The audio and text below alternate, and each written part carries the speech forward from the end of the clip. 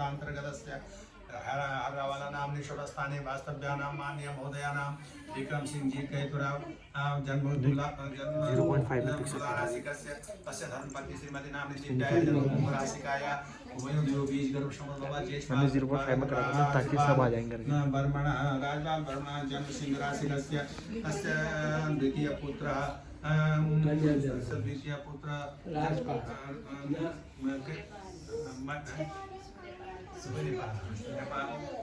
सूर्यपाल बालकस्य जन्म सिंह राशि कन्या जन्म कन्या सिंह कुमारी जन्म कन्या सर्वेषां पारिवारिकजनानां दुःखदुर्भैर्विनाशोत्सवं कायिक वाचिक मानसिक दुर्बलता दूरीकरण पूर्वक सुसंप्राप्तम यजमानवा सकल मनीचित कार्य सिद्ध्यर्थम अस्मिन् नवी गृहे ये दुष्टारिष्ट घातेषां शान्त्यर्थं वास्तुदेवता प्रीतये सर्वेषां देवानां प्रीतये गृह समृद्ध्यर्थे अप्राप्त लक्ष्मी प्राप्त्यर्थे प्राप्त लक्ष्मी चिरकाल संरक्षणार्थे राजद्वारे सभायां यशो विजयादि लाभार्थे करिष्यमाण पूर्व संकल्पानुसारेण श्री सत्यनारायण भगवान प्रीतये श्री इष्ट देवता कुल देवता ग्राम देवता वासु देवता स्थान देवता वास्तु देवता प्रीतये करिष्यमाण सत्यनारायण देवता पूजन उद्यापन पूजन कर्मणि तत्सांगत्या सिद्धये अस्मिन् समये श्री सत्यनारायण कथा श्रवण कर्मणि श्रावयितान् भारद्वाज गोत्रान् अमुक सर्वान् ब्राह्मणान् येभिर्ब्रह्मण्ये युष्मान् अहं वृणे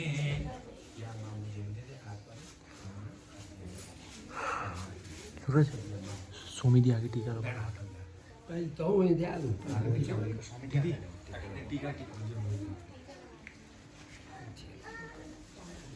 वो कहाँ गया युष्मान् अहं वृणे स्वस्ति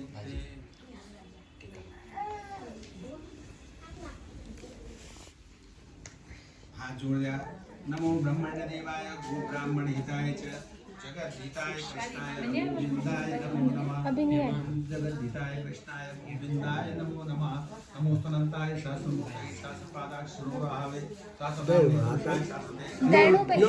लड़की चुप्पू हंसा लड़की चुप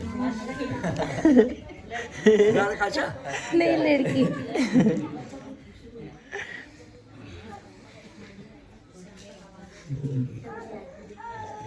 बोले सत्यनारायण भगवान की ओम नारायणं नमस्कृत्य नरं चैव नरोत्तमं देवीं सरस्वतीं व्यासं ततो जयमुदीरयेत् ओम खर्वं स्थूलतमं गजेन्द्रवदनं लम्बोदरं सुन्दरं प्रस्यन्दन्मदगन्धलुब्धमधुपव्यालोलदण्डस्थलं दन्ताघातविदारितारिरुधिरे सिन्दूरशोभाकरं वन्दे शैलसुताशुतं गणपतिं सिद्धिप्रदं कामदम् ॐ शान्ताकारं भुजगशयनं पद्मनाभं सुरेशं विश्वाधारं गगनसदृशं मेघवर्णं शुभाङ्गं लक्ष्मीकान्तं कमलनयनं योगिविरध्यानगम्यं वन्दे विष्णुं भवभयहरं सर्वलोकैकनाथं सच्चिदानन्दरूपाय विश्वोत्पत्त्यादिहेतवे तापत्रय विनाशाय श्रीकृष्णाय वयं नमः जन्माद्यस्य यतोऽन्वयादितरतश्चार्थे स्वविज्ञस्वराट् तेने ब्रह्महृदायादि कवयः मुह्यन्ति सूरयः तेजो वारिमृतां यथा विनिमयः यत्र त्रिसर्गो मृषा धाम्ना स्वेन सदा निरस्तकुहकं सत्यं परं धीमहि सत्यं परं धीमहि सत्यं परं धीमहि बोले सत्यनारायण भगवान की बोले देवताओं की जय बोलो कुल देवताओं की जय बोलो ग्राम देवताओं की जय बोले स्थान देवताओं की जय बोलो सत्यनारायण भगवान की जय ओम ओम ओम ओम ओम व्यासोवाच एकदाने विसारण्ये ऋषयः सौनकादयः पप्रच्छु मुनयः सर्वे सूतं पौराणिकं खलु। एक समय की बात है गढ़वाल कौन की हिंदी में सब गढ़वाल છે ને गढ़वाल हां गढ़वाल माने हिंदी समझावन सब हिंदी में बोल दे हम हिंदी में ना जी में बोल हिंदी में बोल हिंदी में समझ आ जाएगा ना सबको हिंदी में तो ये सत्यनारायण भगवान की सत्यनारायण भगवान इस कलयुग के महान देवता माने जाते हैं है भगवान विष्णु का स्वरूप लेकिन ये सत्यनारायण के रूप में इस कलयुग के लिए बहुत उत्तम और शीघ्र फल देने वाले हैं। अगर दत्त चित्त होकर के मन लगा करके इनका ध्यान किया जाए, इनका व्रत और पूजन किया जाए, तो अभी इन कथाओं में आपको सुनने को मिलेगा। ये केवल खाली ऐसे नहीं कि किताबों में लिखी हुई बात है, जो सत्य बातें हुई हैं, जो सत्य घटनाएं हुई हैं, उन्हीं का ये इसमें वर्णन भी है। तो क्या होता है, युग 4 है, सतयुग, त्रेता, द्वापर, कलयुग। तो सतयुग में देवताओं का अंश ज्यादा होता है, त्रेता में थोड़ा कम हो जाता है, द्वापर में थोड़ा कम होता है, कलयुग में देवांशों की कमी होती है। और कलयुग का जो अवतार है वो होता है, तो कलयुग जो है अधर्म का रूप है, तो वो अधार्मिक बुद्धि की तरफ जल्दी जाता है, सबको ले जाता है। तो उससे बचने के लिए अब हम क्या करें, अब जितने जाएगा हम तो चले जाएंगे, ठीक है कि नहीं। लेकिन अगर हम अच्छी तरफ जाना चाहें तो उसके लिए हमें अपनी धार्मिक मर्यादाओं का पालन करना होगा, अपने शास्त्रों का स्मरण करना होगा, याद करनी होगी इनको, जो इनमें बताया गया है उसका अनुकरण हमें करना है। तो जब कलयुग आया तो कलयुग में जो 88 हजार ऋषि थे, उन्होंने सोचा आज तक तो हमारा समय ठीक निकल गया, लेकिन अब कलयुग आएगा तो कलयुग हम पर भी अधर्म हम पर भी करेगा, तो क्या करें, इसके लिए उपाय क्या है। बचना तो वो चाहते थे, लेकिन बचे कैसे कलयुग से, कलयुग तो अधर्म का रूप है। तो उन्होंने सोचा कि क्या उपाय किया जाए, तो उन्होंने शास्त्रों का अध्ययन करना शुरू किया। तो कहानी तो इसके पीछे बहुत लंबी चौड़ी है। जब वो ब्रह्मा जी के पास गए, शौनक आदि 88 हजार ऋषि, उन्होंने कहा भगवान हम सतयुग, त्रेता, द्वापर में तो हम धर्म से रह गए, लेकिन कलयुग तो हम पर प्रभाव करेगा और हम पाप करेंगे, और पाप करेंगे तो फिर हमें अगले जन्म में भोगना पड़ेगा, तो हमारा तो जीवन व्यर्थ हो जाएगा, हमारी तपस्या भी व्यर्थ हो जाएगी, क्या करें। तो कहते भगवान ब्रह्मा जी ने अपना एक अस्त्र दिया कि अगर तुम कलयुग के भय से डरते हो तो जाओ, मेरा ये एक अस्त्र मैं फेंक रहा हूँ, अस्त्र कह दो, शस्त्र कह दो, उसका कोई हथियार, उनका कोई यंत्र था उनका एक, और जहाँ ये रुक जाएगा, जहाँ जमीन पर ये गिर जाएगा, उसी स्थान पर तुम लोग जा करके बैठ जाना, वहां पर कभी कलयुग का प्रभाव नहीं होगा, अधर्म का प्रभाव नहीं होगा। ऐसा जब ऋषियों को बताया तो चले गए सब ऋषि उसके पीछे। ब्रह्मा जी ने अपना निमि नाम का अस्त्र भेजा, फेंका, और जाते जाते वो एक जंगल में, घना-घोर जंगल में, जिसको कि आजकल नैमिषारण्य सुना, कितने लोगों ने सुना नैमिषारण्य का नाम, बहुत बड़ा तीर्थ है, इधर मुजफ्फरनगर से आगे कहीं है, गया मैं भी नहीं हूँ वहाँ पर अभी तक, पर मामा जी नैमिषारण्य तीर्थ आप तो मैं जा रही हूँ। तो नैमिषारण्य तीर्थ उसका नाम पड़ा नैमिषारण्य। उस निमिष मात्र में, एक क्षण में वो अस्त्र वहां चला गया, और अरण्य कहते हैं जंगल को, उस जंगल में वो पड़ा, तो वहाँ एक तालाब बन गया, वहां पर जो है ऋषि मुनि लोग वहां पर रहे, तो तब वहां पर जो रहता है, वहां पर जो जाता है, उस पर कलयुग का प्रभाव कम पड़ता है, नहीं पड़ता है, तो वो शास्त्रों की चर्चा करते हैं। तो वहीं पर 88 हजार ऋषि, उनमें सबसे प्रमुख थे शौनक ऋषि, इसलिए हम इन ऋषियों को कहते हैं शौनक आदि 88 हजार ऋषि। जैसे जजमान तो सभी सुन रहे हैं इस समय कथा, सब कथा श्रोता है, लेकिन मुख्य श्रोता कौन है, मुख्य श्रोता है विक्रम सिंह जी का परिवार, ठीक है। ऐसे ही शौनक उनमें से मुख्य थे।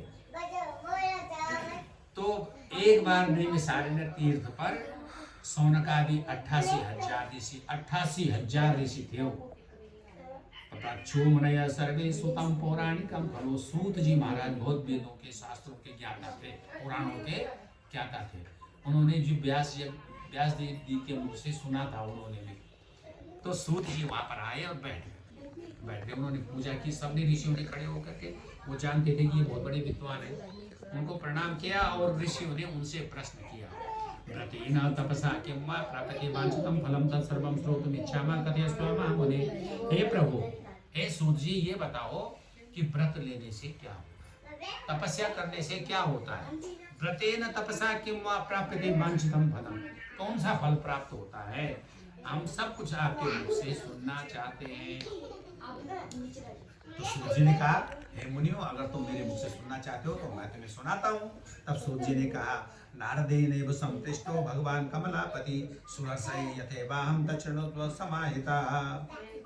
सूत जी कहने लगे, हे ऋषियों, एक बार बोले नारद जी ने भगवान विष्णु के सामने यही बात पूछी कि हे भगवान विष्णु, किस कर्म को करने से, किस व्रत को करने से मनुष्य के सारे कष्ट दूर होते हैं, आप मुझे बताओ। तो जो चीज बल भगवान विष्णु ने नारद जी को सुनाई, वही चीज मैं भी तुमको सुनाता हूँ। ऐसा कह रहे हैं सूत जी ऋषियों से। एकदा नारदो योगी परानुग्रह कांक्षया पर्यटन जिग्राम लोकान मृत्यलोकम अभागत ततो दृष्ट्वा जनान् सर्वान् नाना क्लेश समन्वितान् नाना योनि समुत्पन्नान् क्लेशमानान् स्वकर्मभिः। सुना रहे हैं सूत जी, हे ऋषियों, एक समय की बात है, नारद जी तीनों लोकों में भ्रमण करते हैं। उनको वरदान है, भूलोक, वलोक, स्वर्लोक, तीनों लोक में जा सकते हैं और सब जगह की खबर रखते हैं। तो एक बार वो घूमते घूमते भूमंडल में आ गए, इस मृत्युलोक, जिसको हम मृत्युलोक कहते हैं। अब वो यहाँ आए क्या देखने के लिए? नारद जी हमेशा परोपकारी थे, वो देखते थे कि मेरे से किसी का कष्ट दूर हो जाए, किसी का मेरे हाथों भला हो जाए। इस दृष्टि से वो घूमते घूमते जो है मृत्युलोक में आ गए। लेकिन मृत्युलोक में आए तो यहाँ उन्होंने क्या देखा कि कोई भी आदमी सुखी नहीं, किसी को घर की चिंता, किसी को धन की चिंता, किसी को पुत्र की चिंता, मतलब कोई भी व्यक्ति यहाँ पर उन्हें सुखी नहीं दिखाई दिया। पर्यटन विविधान लोकान मृत्युलोक इस मृत्युलोक में आए तो मृत्युलोक में उन्होंने सबको दुखी देखा। जिस परिवार में भी जाते वो कुछ न कुछ अपनी परेशानी लिए हुई है, जिसमें भी जाते दूसरी जगह जाते वो भी कहता है अरे भाई मेरे पास पैसा तो बहुत है लेकिन मेरे घर में जो है पैसा टिकता ही नहीं। किसी के घर में जाते वो कहता है भाई मेरे पास सब कुछ है, बड़ा मकान है, धन है, दौलत है, मेरी संतान ही नहीं है। किसी के घर में जाते तो मतलब मेरे पास सब कुछ है लेकिन मेरे को ऐसी बीमारी लगी हुई है कि मैं ठीक ही नहीं हूँ। तो मतलब किसी न किसी दुख से सब लोग परेशान थे। अब नारद जी ने जब ऐसा देखा तो नारद जी बेचारे दयालु थे, उन्होंने कहा बताओ, आया था मैं इन लोगों के हालचाल जानने के लिए, यहाँ तो मुझे तो कष्ट ही कष्ट दिखाई दे रहा है। ततो दृष्ट्वा जनान् सर्वान् नाना क्लेश समन्वितान् नाना योनि समुत्पन्नान् क्लेशमानां स्वकर्मभिः केनोपायेन चेतेषां दुःखनाशो भवेत् ध्रुवम् इति संचित्य मनसा विष्णुलोकं गतस्तदा। अब नारद जी जब देख रहे थे सब परेशान है, उनके मन में दया आ गई। उन्होंने कहा जो अच्छे आदमी होते हैं दूसरे के दुख को देख करके उनके मन में भी दुख पैदा हो जाता है कि बेचारा कैसे परेशान है। सड़क में जाते हुए किसी को गिरा हुआ देखा तो जो अच्छा जो करुणा वाला हृदय वाला होगा वो बेचारा रुकेगा और देखेगा अरे इसको मैं खड़े उठा दूं। और आजकल तो ज्यादातर लोग ऐसे हैं, अरे कहीं पुलिस न ले जाए मेरे को पकड़ के छोड़ो, कौन पड़े इस लपड़े में, आप छोड़ के चले जाए, चाहे बेचारे के उसके प्राण ही चले जाए। लेकिन दया होनी चाहिए। तो उनके मन में दया आ गई कि कैसे मैं इन लोगों के कष्टों को दूर करूं। किसके मन में आई? नारद जी के मन में। पूछूंगा अभी मैं बीच बीच में, देखिए सुन भी रहे हैं कि नहीं। अब सोचा किसको पूछूं कि इनका कष्ट कैसे दूर हो। उनकी समझ में कुछ आया नहीं तो चले गए भगवान विष्णु के पास, क्योंकि संसार के कर्ता धर्ता कौन है?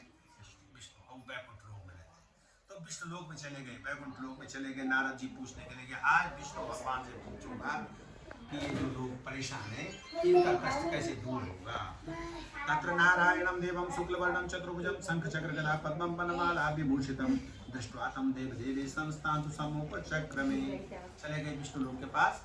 वो भगवान शुक्ल वर्ण श्वेत वर्ण के सुंदर चार भुजा, उन चारों भुजाओं में शंख चक्र गदा पद्म, एक हाथ में शंख, एक में चक्र, एक में गदा धारण की हुई और एक में कमल, सुंदर कमल खिला हुआ। ये चारों भुजाओं में चार ये उनके अस्त्र हैं, समझ लीजिए। तो उनके पास गए और नारद जी ने उनकी सबसे पहले तो प्रणाम करते हैं। जब कोई घर में आए या किसी से मिलो तो सबसे पहला काम है उसको अभिवादन करना, प्रणाम करना। तो नारद जी ने पहले उनकी प्रणाम करके स्तुति की। नमो वांग मनसातीतं रूपाय अनंत शक्तये आदि मध्यांत हीनाय निर्गुणाय महात्मने सर्वेषां आदि भूताय भक्तानां आर्तिनाशने स्तुत्वास्तोत्रं ततो विष्णु नारदं प्रतिवासत। हे भगवान, आप तो सबके कष्टों को दूर करने वाले हैं, जितने भी लोग हैं सबका कष्ट हरण करने वाले आप ही हैं। ऐसे आप भगवान को मैं प्रणाम करता हूँ। तो भगवान ने कहा आओ नारद आइए, किस कारण से तुम आए हो बताओ। भगवान ने कहा कि वर्धम आगतो सीतम किम ते मनसि वर्तते कथयस्व महाभाग तत्सर्वं कथयामि ते। हे नारद जी, तुम आज क्यों मेरे विष्णु लोक में आ गए हो?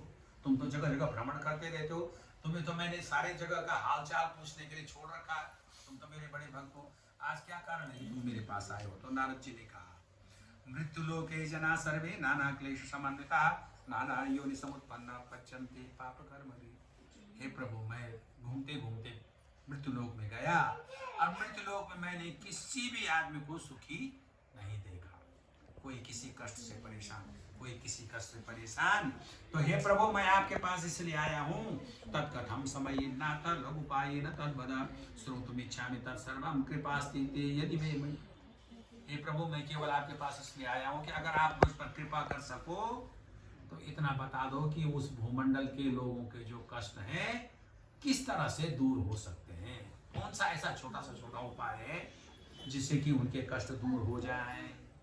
श्री भगवान उवाच, भगवान बोलने लगे, साधु पृष्ठम त्वया पत्सा लोकानुग्रह कांक्षया यत्कृत्वा मुच्यते मोहात् तच्छृणुष्व वदामि ते। व्रतमस्ति महत् पुण्यं स्वर्गे मर्त्ये च दुर्लभं तव स्नेहात् मया वत्स प्रकाशः क्रियते धुना। अरे नारद जी, तुमने तो लोगों के परोपकार की इच्छा से, अपना कुछ उपकार नहीं था, अपना कुछ भलाई के लिए नहीं पूछा उन्होंने दूसरों की भलाई के लिए प्रश्न पूछा। तो भगवान विष्णु ने कहा, नारद जी, बहुत अच्छी बात तुमने पूछी, मैं तुम्हें ऐसा व्रत बताता हूँ जो कि स्वर्ग लोक मृत्यु लोक में दुर्लभ है और जिसके करने से तुरंत ही मनुष्य की सारी कामनाएं पूरी हो जाती हैं। तब स्नेहात् मया वत्स प्रकाशः क्रियते। तुमसे मेरा प्रेम है, तुमसे मैं प्रेम करता हूँ, इसलिए मैं तुम्हें उस व्रत के महत्व के बारे में बताता हूँ। सत्यनारायण सेवं व्रतम सम्यक विधानतः कृत्वा सद्य सुखम भोक्त्वा फलत्रयस्य मोक्षमाप्नुयात्।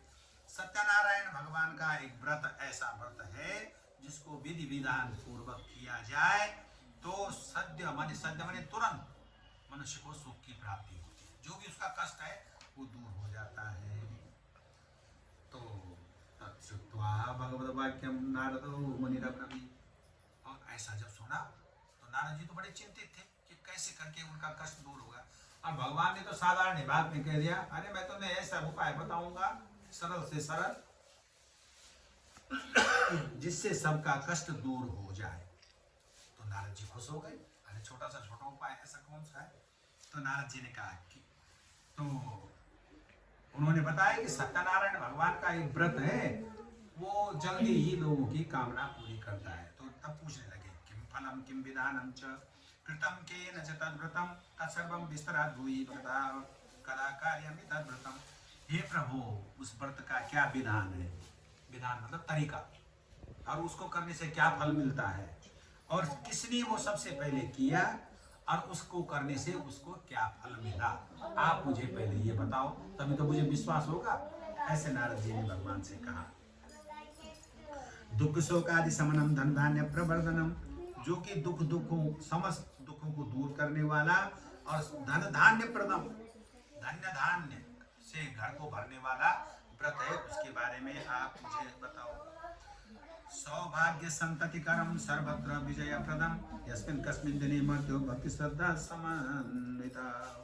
भगवान कह रहे हैं, अरे वो व्रत तो सौभाग्य देने वाला है, संतान देने वाला है, धन दौलत विजय देने वाला है, और जिस किसी दिन भी मनुष्य उसको चाहे, जिस दिन उसकी श्रद्धा जाग जाए।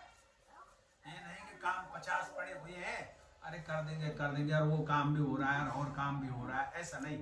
जिस दिन मन एकाग्र हो जाए उस दिन भगवान का व्रत करना चाहिए।